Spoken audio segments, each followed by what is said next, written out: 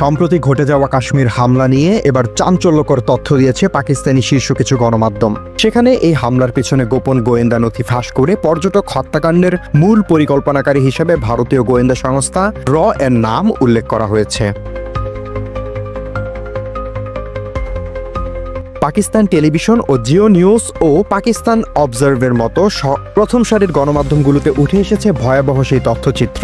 পাকিস্তান দাবি করেছে জম্মু ও কাশ্মীর পেহেলগামের অমুসলিম পর্যটকদের উপর হামলার পরিকল্পনা নিজেই করেছে ভারত, আর এর দায় সুকৌশলে পাকিস্তানের উপর চাপানোর চেষ্টা করা হয় মাত্র 24 থেকে 36 ঘন্টার মধ্যে। ইসলামাবাদ অভিযোগ করেছে এটি ছিল পাকিস্তানকে আন্তর্জাতিক মহলে কোণঠাসা করার একটি কৌশল মাত্র।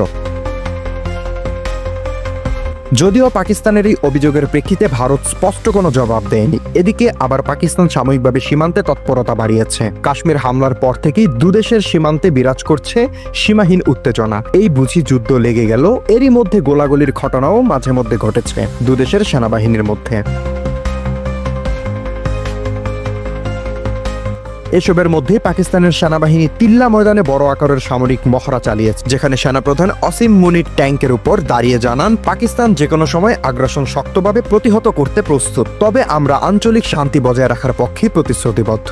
এই ঘটনা আবার নাড়িয়ে দিয়েছে ভারতীয় স্বরাষ্ট্রমন্ত্রীকে, তিনিও দিয়েছেন কড়া ভাষার জবাব। এদিকে কাশ্মীর হামলার পিছনে নরেন্দ্র মোদীর ষড়যন্ত্র ইতিমধ্যে ফাঁস হয়েছে আন্তর্জাতিক গণমাধ্যমগুলোতে, আর পাকিস্তানও এই ইস্যুতে ভারতকে বিন্দু পরিমাণ ছাড় দিয়ে কথা বলছে না। দুদেশের সম্পর্ক এখন এতটাই উত্তপ্ত যে কোনো সময় লেগে যেতে পারে যুদ্ধের দামাম। পারমাণবিক শক্তিধর ভারত পাকিস্তানের বিরুদ্ধে যুদ্ধ লেগে গেলে তা হবে দুদেশের জনগণের জন্যই ক্ষতির কারণ, এমনটি মনে করছেন বিশ্লেষকরা।